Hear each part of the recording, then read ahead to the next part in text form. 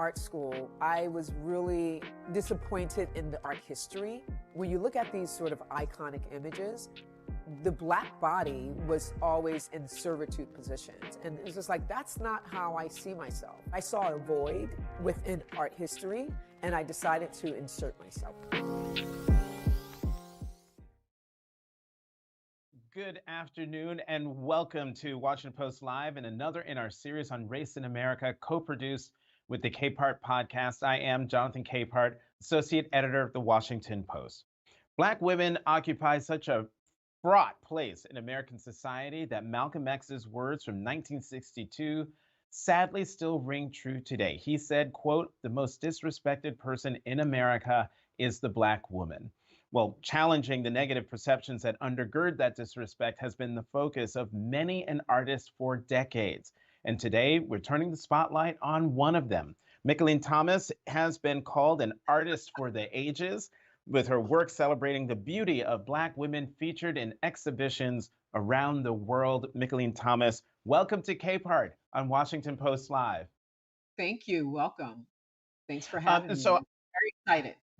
So, I didn't realize in the opening montage, we showed a lot of your work, and I didn't realize you were the creator of one of my favorite pieces of art in the Smithsonian, the reclining Black woman with the glittery red shoes and the lips. Portrait of Manja. Portrait of Manja. Yes, I love that's a fantastic painting. It really is. So, you know what? In a profile last year, my colleague Robin Goodvon wrote that you depict, and this is a quote from her, Black women in repose, Black women indulging in the luxury of self-assurance, Black women existing in a world of their own creation. Just as the Black woman in the painting we were just in the work we were just talking about. How did Black women become your muse? I think that's a very important question when you're thinking about the trajectory of my work and where I've come from and where I am today. I, I think it has a lot to do with my personal life and my relationship with the women in my life, specifically my mother, my grandmother, my aunties, my cousins. Um, friends, uh, frenemies, just Black women in general, celebrities, mentors, people that I look through and seen in, sort of printed matter and also on, television that look like me and recognizing and seeing that even though we have persevered and sort of made some incredible contributions to our society, that we're still, looked at and considered, as the lowest on sort of the barometer. And, and that is testament as we just all witnessed recently with Angel C. Reese. You know what I mean? Like it never ends. As soon as you think that you have come through some hurdles and that you've have reached a platform, you're constantly reminded on a day-to-day basis that where your place is. They're constantly moving the goalposts and let you know this is actually where you belong. And so for me as an artist, I think I have a great opportunity um, as an artist who had some great privilege of going to an incredible Ivy League school like Yale University School of Art to use my voice and my creativity as a vehicle for impact, a vehicle for change, a vehicle for inspiration, so that my young-year-old self, as the 8-year-old person I once were, or my daughter who's 10, or all the other young girls, when they see certain images in the world and relationship to uh, are juxtaposed or in conversation discourses with within the Western canon when they see Matisse or a Manet or Picasso, that in the conversation is a Mickalene Thomas. And that's one of the reasons why I use the genre of Western history, art history within my work.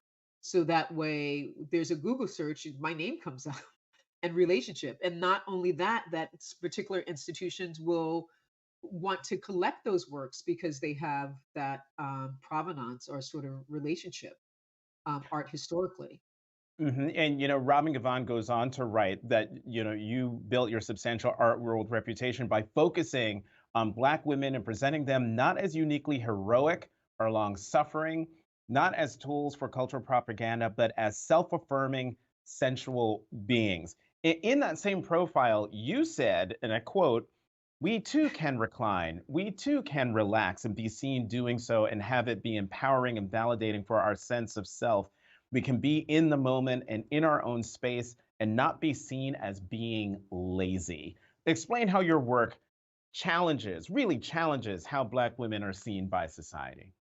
Well, when you think about the idea of leisure and you think of the idea, and if you just take the word desire, that comes with a very high bar of privilege, and also with that also constitutes a particular group of people who have the opportunity or who have the as you will, the space to do that because their life equates in a way where they have the time, right? Mm, You know, and or they have the time for self-care, they have the time for good eating, they have the time for good health, right? And mhm, oftentimes when you have people who are laborers or from particular classes and who are working, they can afford that time. So certain things are sort of pushed to the side and aren't a priority in their life. And so therefore the notion of relaxation, because you're always in the mode of doing or activating or providing or caretaking and all of these things, comes at a great cost of your well-being, right? And so Black people in this in specifically in America and just globally are known to just always doing something. And so mhm, the notion of as soon as we're sitting or contemplating or in a state of uh uh joy, it's also deemed as these negative terms. And I think right now what we're finding in this new phenomenon, not only with artists, but also different aspects of the world, that Black folk are recognizing that there is a great need for self-care, right? mhm. And some of that is recognizing the state of leisure, the state of taking care of yourself, the state of being physical and active and enjoying, or just lounging in the park. Like, what does that really? That's to have the opportunity to wake up and go. I'm going to just go sit in the park today Mhm. and enjoy the sun. Not everyone can afford that. Right. So that can come at a great cost for so many people. And so for me to and many of us today are recognizing that. Many artists, if you look today, there's Resting Our Eyes that was at ICA in San Francisco, you know, just did an incredible, exhibition around Black leisure, about resting, about what does that look like? Um, and oftentimes I think about that when I go on vacation with my daughter, to try not to work so that she can see that I too, when I'm on vacation, I'm not on my phone, I'm not still dealing with business, I'm not doing things, but I'm enjoying her and being in a moment and relaxing, because that too is teaching. It's a learned thing, showing the Mm. generation, the kids, how to be and how to be in a space of desire and leisure and enjoyment, that you don't always have to be working and taking care of others, that you have As to take care of yourself. And so mhm. the notion of those reclining figures in art history was also demonstrating a particular privilege for them to be photographed and depicted in such greatness, Right. and such Right. sensuality, that they could afford that. Because and that's why you saw, what did you see? You saw Black women, Black men always in servitude positions because we were the ones working. We were the ones providing that sort of sense of space for the other. And Right. so it's time for us to do it for ourselves. I want to jump in and I'm so glad you brought up that point about when you're on vacation with your daughter, it is leisure. You try not to work. You want her to see this, and it took me back to the first time my husband and I went to Martha's Vineyard, and individually we just started talking about how wonderful it was, and I said to him, to see Black people on vacation, Yeah. families riding their bikes on the bike trails and Yes. at the beach and out at restaurants, whole families, kids running up and down the sidewalks. And as much as important as it is for you to teach your daughter how to Yeah. be at leisure, having her be able to see other Black people Yes. enjoy, Other Black people. Yeah, we just went to, on vacation, we try to go to places that she can see. I took her to Bahamas and she just was so appreciative and was just like seeing like these Black people, there are Black people who are enjoying themselves. You know, we're not the only ones that we are engaged and surrounded by others who are doing the same. I'll just tell a little anecdote about one of my really dear friends and artists, Derek Adams, who really focused on this concept of Black joy, Black excellence, and Black, leisure, and the idea of resting. He created this incredible residency called The Last Resort, where it affords artists, Black artists, to go and sort of just be in the moment and relax. But we were being photographed collectively for a particular printed matter magazine. I can't remember which one, but we were in Fort Greene Park.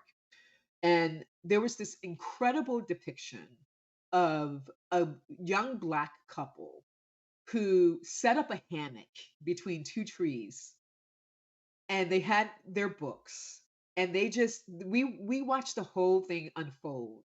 And it was the most profound thing to witness in the middle of the day, a young black couple deciding to claim space in the park and enjoy each other. And it was just like, and he captured that in one of his paintings. And it's like, to me, a Mhm. reminder of how we can take care of ourselves and each other, because you don't often see that, and Yeah. it's just like we just wanted to bottle that moment. And he did in sort of a painting to to capture it so that way it could be a witness to the world to see that this must happen. That we Mhm. also, with all the doing and sort of the great things that we are involved with, need to also enjoy a state of being of relaxation. I think if I'd been in that park, I would have been right next to you, just mouth agape. I hope that the non-Black people who are watching fully understand just how something as simple as setting up a hammock and claiming that space is so overwhelming and powerful to us. Mickalene, you in depicting Black beauty, you do something interesting, as Robin points out in her profile of you. She writes that you heighten their beauty and glamour by incorporating crystals and rhinestones. And she says you underscore their power with an aesthetic pulled from the Black is Beautiful era of the 1970s. What is it That's about? that's Yeah, right. That's a really powerful and beautiful sort of underscore.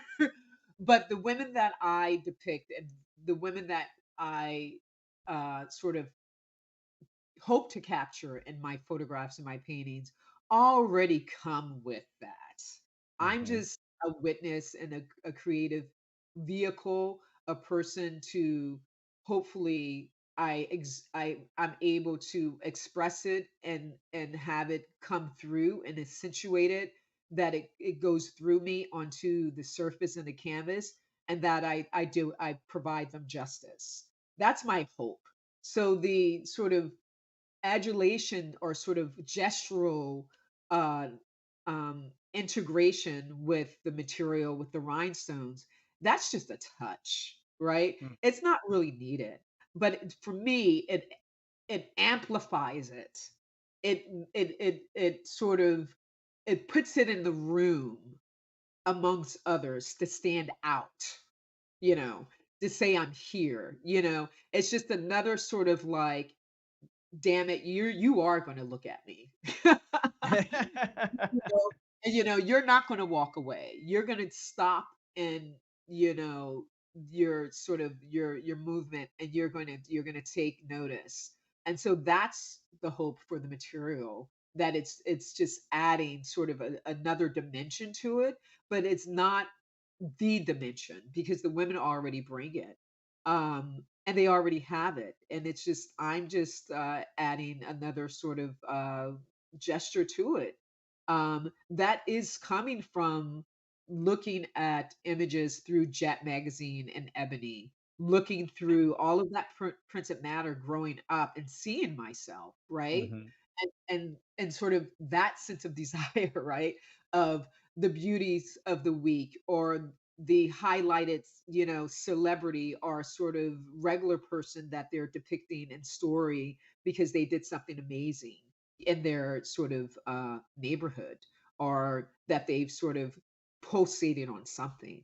So for Mhm. me, those type of things, that's why it's important for, Black people to also um, continue to uh, own and provide particular resources like magazines like Jet, Ebony, Essence, because we have a little more control in the same way as Jet had control socially, politically, of putting Emmett Till on the cover. We have the Mhm. control of the narrative, the conversations that we want to tell, so that way our people are engaged and informed. And to me, that comes with great power. And if when we no longer have those platforms to create the particular narrative and tell those stories, then there's a great concern for who's telling the story and who has the control and how it's written. And they Yeah. have the power to omit, they have power to rewrite, they have the power to do whatever and sort of shift, shift, shift the gear and the story, shift the gaze, as you will, Mhm. and the direction. I hate to correct you in the middle of your own interview, but isn't it the jet? It is, you're right, the jet. Yeah, it is. You're absolutely right. It is the jet. The jet. Colloquially, it's Jet Well, magazine proper, but it's the jet. yeah, When it you're is. when you're And talking thanks for the correct. It is the jet. the jet. We all just are used to abbreviating it because jet just has so much, nuance to it. Not only Mhm. to the color, but the power of the movement. Like it's constantly. It has so much to it, so much weight Right. to it. I'm For I'm me, just that word is very powerful. yeah, I'm just teasing. I've And spent so much also, time. Yeah. one thing I should point out that I love very much, that is a rhinestone that's always used in my work, is called jet, as in color. So I love that.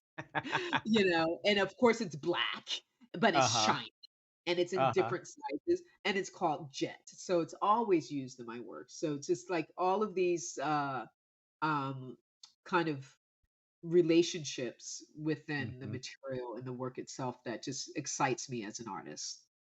I spent so much time quoting the great Robin Givhan profile. I'm going to go to an audience question. We actually have a question from the audience. Oh, Monica cool. Monica Wisdom from Missouri. She asks, in your study of Black women, what is the unique thread that runs through us? What the our strength, our perseverance, you know, our fortitude, that's why we are still doing and we're here. That's what I think. When I think of my grandmothers, it's like thinking of that never give up spirit, you know? It's just like that we do not lay down easy. We have the fight of fights in us. We will carry many on our back to get to the mountaintop. And I think we just have the most incomparable strength. within us. Um, and we're also very vulnerable at the same time. We're sensual, we have our own sexuality, our own prowess, but with that vulnerability, there's this softness and this hardness. And I think that's the thread. And we just have an incredible, incredible strength and perseverance. Mhm. I think that's our thread. And You we pass mentioned it on our you to our younger to our children, we pass it on. I think a lot of what I've endured as not only a Black queer woman, but as just a person of color and growing up from Camden, New Jersey, and being where I am, it has a lot to do with the never give up spirit Mhm. of Um, people saying no or shutting doors and knowing that, things are possible. you were born in Camden. I was born in Newark, so we got two. Uh, Jersey's in a house. yes, two out queer Jersey folks here. Let's Right. talk. You mentioned earlier that you're a graduate of Yale, and you recently unveiled a mural of Oh, noted yeah. civil rights activist Pauli Murray at the university. What did it mean to you to create a mural in their honor? Oh my gosh. It it's beyond words. Even when I was selected as the artist, for them to have their own college in their name and have just all of these students go through and shoot, they was such a pioneer. And I just only hope that what I've created for the college and the students, that they understand and see the vision that was created, and that they understand when looking at this mural the possibility of looking always to the future, looking always forward, and never being defeated and looking back, because they've done everything. I mean, there's so many platforms that they've broke through, that for me as an artist is a reminder, and it's very inspiring to have the privilege, as an artist, to create such a mural. So it's like, and for me the beginning of many things to unfold with my relationship with Yale University. So I think it just opened doors for me Mm, as an artist to definitely look at that art form, mural, as doing making murals as a new art form of creating impact and change, and how I mhm, can use the form of portraiture through murals, because it's a great history to that. And use deciding on the material of the mosaic is for very historical reasons, because I really wanted this longevity and lineage that will continue on, so that it's not something that will deteriorate. It's something that will last for a lifetime, mm. You know, speaking as of as Pauli's vision is testament has lasted for right. a lifetime. Speaking of open doors, you recently did something. I think this was brand new for you, a first time thing. You recently created the staging and design of Dior's spring summer fashion show. Oh, So, yeah. what inspired you to use that platform to spotlight Black and mixed race female entertainers of the past? I mean, what inspired was the opportunity, and I think when often times artists are given these platforms and possibilities to create a new impact, especially with the luxurious brand of Dior. When you have this great opportunity, it's a real important responsibility for the artist to really push some of your ideas forward. And I was just really honored that they accepted them, right? That they were open to it, that there was never any pushback on it. It was like, I wanted to pick Black women who had this bridge between America and particularly Paris, and how they had to use the Paris as a way to become who they were as icons and shapeshifters and creating change within their own fields. Um, and so it was just for me thinking of Dior and the possibility and knowing that it was going to be seen by many different types of people and that it was a network and outlet for me to portray these women in the bigger light was I felt a really a really good moment in time for me to just push that forward. And, Mhm. I would say all of these women, most of the women that were depicted for that particular show, um, as the backdrops are women that I've been working through for many years, since my thesis show. Josephine Baker, Eartha Kitt, all of these women, Daniel Luna, all of these women I were looking through to, and I've learned through The Jet and Ebony magazine. So um, they become, great for me a way as mentors and not just celebrities. They've become people that I look to and look at their lives and think Mhm. of how they've risked so much. You think of someone like Eartha Kitt speaking out, against Vietnam War during speaking towards Lyndon B. Johnson and all of that on using that stage, but not afraid to use her voice and her own sort of celebrity as a way of um, creating impact. I've got so many questions, but I'm going to squeeze in two questions in the less than 5 minutes that we have. There's something you said at the beginning of this conversation when you were talking about the power of Black women and, how society has a way of letting you know where you belong. Telling Black women, you get to a certain level, we'll make sure you know your place. And I could not help but think of our vice president, the vice president of the United States, I Kamala know, and then Harris. she took this amazing trip in Ghana, which I was like, "Gosh, I wish I was on that." That seemed incredible, and I know so many women who went with her for, you know, um Hmm. Well, I ask about her because I just wonder if since this is Washington. Well, I'm in Washington. This is the Yeah. Washington Post. I figured let me see if you had any thoughts, given the thesis that you started with, how you view the vice president and the treatment she's gotten vis-a-vis the press and political opponents. Well, of course, I think it has a lot to do with her being a woman of color. I think we give a lot of leniency to those who aren't, and I think because she is a woman of color, um, she's also using her platform for change. And to me, that taking this trip to Ghana and inviting so many other incredible Black women is really showing, the world who we are. And I had a great opportunity to meet Kamala. And there was one point where I was going to do a portrait of her, but that never sort of came to fruition. I'm still Mm, hoping that happens. But I think she's just, the criticism politically, I don't want to get too into it because sure.